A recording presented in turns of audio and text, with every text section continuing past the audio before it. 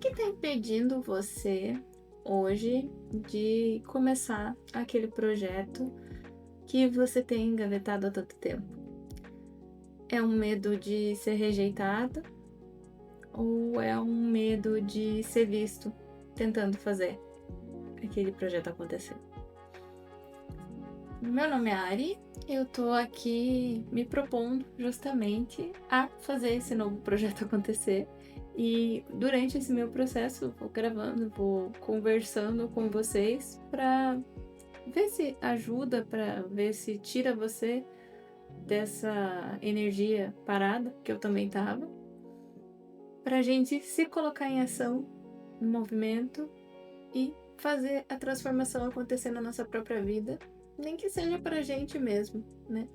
Não precisa mirar num mega sucesso, mas de passinho pequeno em passinho pequeno a gente vai construindo. E eu tive a ideia de gravar esse vídeo porque na mesma toada do vídeo anterior eu tava vendo alguns canais e tem o canal da Tiffany Monday, que é um canal em inglês. Ele tem uma dublagem ali também para quem não é falante, né? Mas eu, como falante, prefiro consumir no idioma original. E ela tava falando muito sobre esse...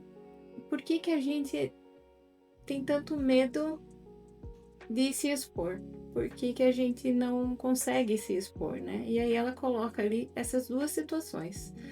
Normalmente, quando a gente tem medo de se expor na internet ou na vida para fazer alguma coisa, é porque a gente passou por uma situação quando mais nova, ali criança, pequena, ensino médio, ou na escola, ou com a própria família, em que a gente tinha que ser aquela pessoa mais quietinha. A gente recebia, isso aconteceu muito comigo, né? Quanto mais quietinha, ai, nossa, que boa pessoa que você é. Você tá sendo uma ótima menina, tá quietinha, não dá trabalho nenhum. Ou você só ser valorizada em alguma coisa que você era muito boa, mas as outras coisas que você fazia, alguém dava risada, falava que não era tão bom assim. Onde já se viu você não saber fazer isso? E aí você se sentia aquela pessoa mais invalidada, né? Se sentia, poxa, eu não posso tentar, eu já tenho que ser excelente no que eu tô fazendo. E é uma coisa que trava muito a gente, né? Essa questão da gente ter vergonha de ser visto tentando vem muito disso, porque a gente é ensinado que não. Onde já se viu se não saber fazer isso? Pelo menos no meu caso eu lembro muito disso, porque eu sempre fui uma criança acima da média, né? Eu comecei a ler muito pequena. Eu tinha ali entre 3 e 4 anos e eu já me esforçava para ler porque eu sempre fui muito curiosa. E essa coisa de querer fazer muito rápido, eu ficava lendo, juntando as palavras. Então, por exemplo, eu via uma placa e eu ficava olhando, pensando como que aquela placa foi feita, quem desenhou aquela placa. Curiosamente, fui virar designer, né?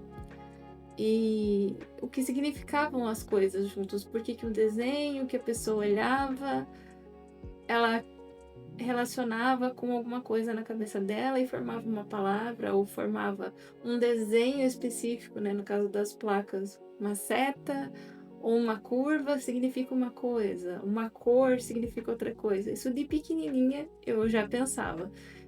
A mente da criança já pensando em conceitos de semiótica, né? Mas eu não tinha noção de que isso era uma área específica, não tinha noção de que isso, em questão de arquétipos, né, no Carl Jung, inclusive com sons, é uma coisa que meio que permeia o nosso universo, né? A gente tem ali padrões de sons, padrões de cores e arquétipos de como pessoas devem ser, né? Ou o arquétipo do que todo mundo imagina que seja uma câmera, o que todo mundo imagina que uma águia represente, que um cavalo represente. Claro que são construções que mudam de cultura para cultura, Mas toda essa seara eram coisas que me interessavam muito desde pequena. E aí imagina você é uma criança que tem esses pensamentos, que já vai sendo excelente no que faz, que vai muito rápido, começa a escrever, começa a desenhar, que as professoras elogiam, que uma professora inclusive sugere de você pular uma série, né? E meus pais optaram, falaram que achavam melhor não, porque poderia atrasar um pouco o meu desenvolvimento, não sei como seria, mas eu sempre me senti muito deslocada. E aí isso era uma coisa de eu sempre ser vista como uma menina mega excelente, e se eu tentasse fazer alguma coisa que falhasse, que desse errado, por quê? O que aconteceu? Aí começava, professores, se eu tirava uma nota um pouco mais abaixo, todos os professores já vinham conversar e tentar entender o que estava acontecendo. Mas às vezes é uma coisa que faz parte. Na verdade, nota mais baixa não, né? Nota dentro do comum, porque para mim nota baixa era abaixo de 7. E eu acho que eu tirei pouquíssimas notas vermelhas no ensino médio, no ensino fundamental não tirei nenhuma. E nota vermelha, mesmo, 0, eu fui tirar só na faculdade, mas porque, né? Faculdade, eu fiz faculdade pública, o TFPR, para quem conhece, é um padrão altíssimo de nota de professores, uma coisa que eu não estava acostumada e acabei tendo bastante dificuldade. Mas essas coisas me fizeram ter essa vergonha de ser vista tentando, porque eu já deveria saber, entende? Claro que é uma pressão que a gente mesmo acaba se colocando. Os outros contribuem, mas é a gente que fica com aquela, não, eu preciso passar essa imagem de que eu sou uma pessoa excelente, porque colocaram isso na cabeça, sabe? E também o medo de ser rejeitado. Por quê? Quando a gente é uma criança, adolescente dessa forma, até jovem adulto e adulto, a gente percebe uma rejeição das outras pessoas. Nossa, ai, ela é inteligente, ela sabe tudo, que saco. Passei por algumas situações, inclusive na vida adulta, de virem me falar: nossa, você sabe tudo, como que você sabe tudo? Você tá falando, mas você não sabe. E eu tenho que olhar pra cara da pessoa e falar: agora eu preciso pedir desculpa, então, por ser inteligente, se as pessoas estão falando coisas pra mim que eu sei, eu não posso falar que eu sei, eu tenho que fingir surpresa, tenho que fingir alguma humildade ali que não faz sentido. Por sorte, essas coisas já não fazem mais parte da minha vida, né? Mas isso acontecia muito e essa coisa toda de querer se encaixar, porque é uma coisa muito de criança para adolescente, né? Eu acabava sendo aquela criança mais sozinha, que não tinha tantos amigos. Mesmo eu gostando de brincar, de conversar, tinha uma facilidade ali para conversar, brincar com um menino, porque menina cresce e já quer ser um pouco mais precoce, quer começar a namorar. Eu sempre fui muito moleca, então eu ainda gosto, né, de bonequinhos e anime e desenho e livro. Eu gosto muito de livros. Eu não tenho um interesse assim mais por coisas mais banais, conforme outras pessoas, né? E isso crescendo é um problema. Então, eu era um ET ali para a maioria das pessoas, das meninas da minha idade. Gostava de boneca com 11, 12 anos e as meninas queriam saber de namorar. É claro que eu ia acabar sendo excluída. E eu fui cada vez mais sendo excluída. Conforme eu fui crescendo, eu fui percebendo que, na minha cabeça ali, claro, né? Não é assim de verdade. Eu achava que eu precisava esconder um pouco de quem eu era para as pessoas gostarem de mim. E isso me colocou em relacionamentos péssimos. Ah, não tô falando de relacionamento amoroso só. Claro que isso também fez parte. Mas de amizade mesmo, de eu ter amiga que ria da minha cara na minha cara, falar que eu era desengonçada, que eu era muito gorda, que no caso agora eu estou acima do peso, mas na época eu não era. Um pouquinho ali, uns 5 quilos, digamos, acima do meu peso comum, mas não era. Dar risada de eu não conseguir de achar que eu não conseguia dançar, de achar que eu não conseguia desenhar na faculdade de design e depois falar, nossa, até que você faz bem. Coisas assim. E comentários, né? E em vez de eu me afastar, de ver que aquele relacionamento tava ruim, eu continuava ali, porque eu achava que eu precisava daquela amizade. Porque eu era muito excluída. Na vida, no geral, né? Eu gosto muito de heavy metal desde meus 14, 15 anos. E outra coisa que eu acabei descobrindo um monte de coisa, justificando muito meus gostos, sabendo todas as coisas possíveis sobre as minhas bandas favoritas, porque questionavam muito. Ai, você gosta mesmo? Não, será que ela gosta? E eu ficava naquilo que eu precisava provar para as pessoas, que eu era realmente sabia, que eu realmente gostava. Até eu chegar no ponto que eu percebi, mais de 20 anos depois, chega a ser absurdo pensar nisso, né? Que ninguém cobra isso de um cara. Na maioria das vezes, os caras que gostam de heavy metal, tá tudo certo. Um cara que gosta de heavy metal, ele gosta das bandas, beleza. A mulher, não, eu não gosto porque não sei o quê. Ainda mais sendo uma mulher que gosta de cultura pop, gosta de música pop e outros tipos de música igual eu. Aí o cara vai cobrar. Então, eu comecei a pisar um pouco no freio porque eu fui para um festival fora do Brasil, pro Wacken Open Air. E lá eu tava conversando, falando que eu gostava de metal desde os meus 15 anos, que foi dia assim, que eu comecei a gostar assim, que eu assisti o DVD assim. E o cara olhou para mim e falou: Nossa, eu não faço a menor ideia de quando eu comecei a gostar. E aí eu falei, deu um estalo, falei, nossa, por que eu sei tanto? Por causa dessa questão de querer me encaixar.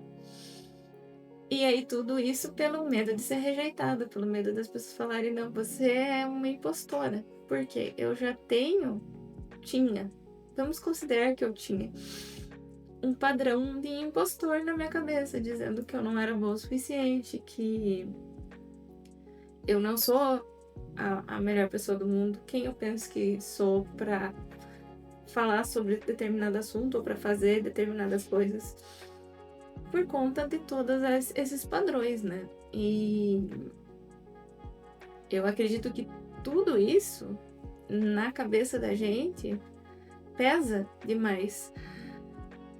E a questão maior é a gente deixar isso tudo de lado. A gente olhar e falar, beleza, eu percebo que isso era um padrão, mas daqui eu vou deixar isso de lado e vou começar simplesmente a fazer. Porque no final das contas a opinião dessas pessoas não importa tanto assim. Se importasse, se fizesse sentido, seria algo que a gente conseguiria aplicar na vida. Mas se a gente tá ali mascarando para ser outra pessoa, a gente não tá sendo a gente mesmo, a gente tá deixando de viver a nossa essência. E não viver a nossa essência é um problema. Porque se eu não tô aqui falando dessas questões, você não tá aí olhando e refletindo essas mesmas coisas e fazendo mais transformações, colocando a mão na massa naquele projeto que estava ali de lado, que é gravar um vídeo, que é fazer um conteúdo, que é escrever um texto, que é fazer um desenho, fazer uma pintura, tirar uma foto, fazer um trabalho, qualquer que seja, né? Falar com pessoas, fazer palestras. Você não vai pensar em como falar e como transformar mais vidas das pessoas. Essa rede vai ficar parada. As coisas que aconteceram na sua vida, elas vão ficar só com você. As coisas que aconteceram comigo, que podem ser uma lição de vida, uma história inspiradora, ela não iria chegar até você. Então, apesar desse vídeo ter ficado um pouco longo já, eu acho que é isso. Sobre a gente se desafiar mesmo, deixar de lado todas essas armaduras, vamos dizer assim, todas essas roupagens que a gente tinha e se colocar a cara a tapa, tentar fazer. Se as pessoas verem a gente tentando, quando a gente chega nesse patamar, o legal é só olhar e falar, não, sou eu. que as pessoas estão julgando? É aquela pessoa antiga. É quem eu era. Elas não me conhecem de verdade. Se alguém tá julgando, o problema é da pessoa. Porque, vamos ser sinceros, né? Por mais que a gente fique pensando que vão julgar e tentando controlar, as pessoas vão julgar de qualquer jeito, não faz diferença. As pessoas me julgavam de não ser tão inteligente ou de não gostar de mim, de qualquer forma. E não vai ser algo que eu vou deixar de fazer que vai fazer elas perderem, não terem essa opinião, entende? Não vai ser algo que você vai deixar de fazer que vai fazer as pessoas gostarem mais de você. Quanto mais você se anula para fazer, entre aspas, a vontade dos outros, é pior, porque normalmente a pessoa que tá ali implicando, ela vai gostar menos ainda, ela vai querer se desvincular mais ainda de você, né? E você vai acabar perdendo sua identidade, vai chegar num ponto que você não vai nem saber quem você é mais, quais são os seus gostos. Que foi muito do que aconteceu comigo também, vindo de muitos relacionamentos, né? Tóxicos, e isso é assunto para outro vídeo. Mas eu acho que é isso. Pra gente só destravar e deixar para trás essas ideias de que a gente precisa cumprir uma agenda ou cumprir um checklist para poder começar a tentar poder começar a fazer as coisas e só começar a fazer mesmo. Se você gostou desse vídeo, deixa o seu like, se inscreve aqui no canal, comenta o que você achou, manda para alguém que você acha que está precisando ouvir, né, essa mensagem. E é isso, a gente se vê no próximo vídeo.